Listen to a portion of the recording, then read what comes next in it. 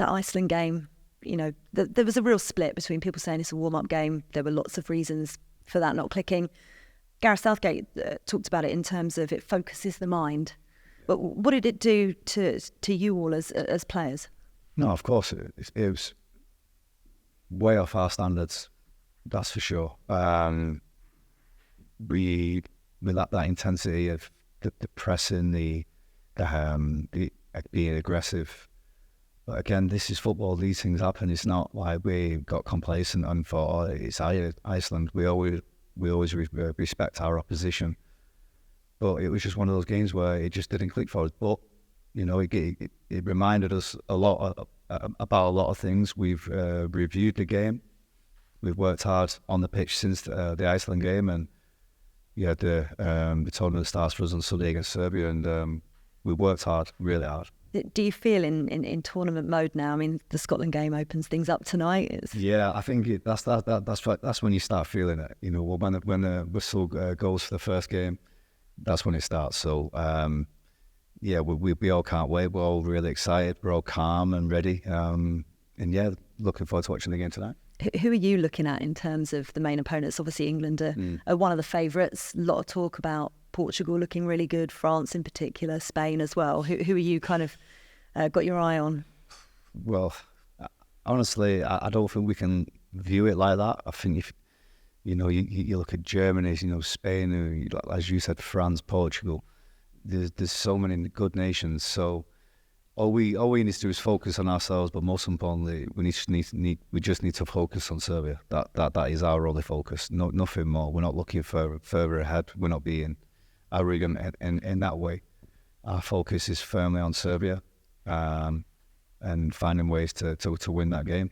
What are you looking at in terms of their biggest strengths? Yeah, you can see they're a physical side. They've got players who have played in the Premier League before. They've got quality. I think they've got a new manager as well. We're expecting a difficult game. It always is at tournament football. We're ready. And I'm sure they will be as well. But the most important thing is focus on ourselves, be calm in the game, be patient, and we've trained really well, so hopefully we can put that into performance on Sunday. They're a pretty attack-minded team, the criticisms of this England side as it is, with Harry Maguire out injured, obviously, younger players bedding themselves in. It feels like we haven't got the kind of solid, stable back four that we've been used to for quite a while. Lewis Dunk made some interesting comments the other day when he came in, and it was put to him that maybe the defence was the weakest part of this England squad, and he was immediately batted that back and said, that's your opinion, not ours. What's Kieran Trippier's opinion? I agree with him. I think, don't get me wrong, Harry Maguire is vital to this team. Of course he is. He's been there for so long, he's experienced, but I don't see how people see that our defence is a weakness. We've got Mark, we've got Donkey, we've got so many quality players. So for me, internally, we don't look at it like that. We don't focus it like that. We've got the 26 that are here. But again, that's for people on the outside to think about. But internally, we're calm. We're not worried.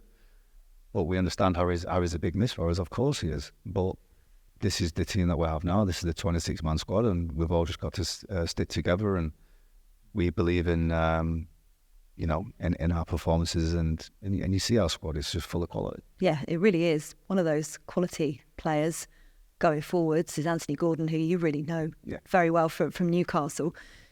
On the left-hand side, you could potentially be partnering up with him a little bit. How much does that help, having a teammate whose game you know really well, to operate down that left-hand side? Yeah, I'm really happy for Anthony, because when he first arrived at Newcastle, I think he won't mind me saying that he struggled a little bit in the sense of like fitness-wise and stuff like that. But I had a good chat with him when we was on holiday together before he went and won the Euros for the 21s, and since then he's took off, and he fully deserves to be here. I think he's certainly earned the right to be here. So he's trained really well.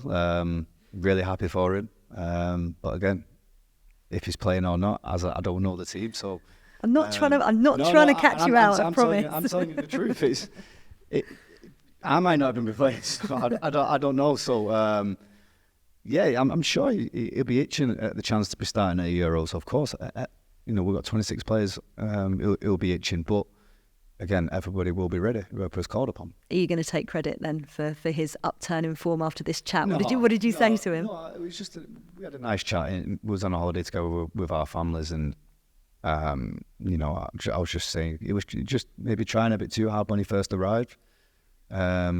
But I just said to him, as soon as you finish with 21s, don't take a holiday, come straight back into pre-season first day, hit the ground running, and he certainly has. You see how fit he is, off the ball, what people might not see. He's relentless, and he's done incredibly well, and I couldn't be more happier for him. It's really interesting, actually, the youngsters coming up, and I don't know whether, now you're not the oldest in the group, Kyle's here. Yeah, he's back now. I feel as if, from my time of covering England, this new crop of players coming in have got a different confidence to them. Do you see that?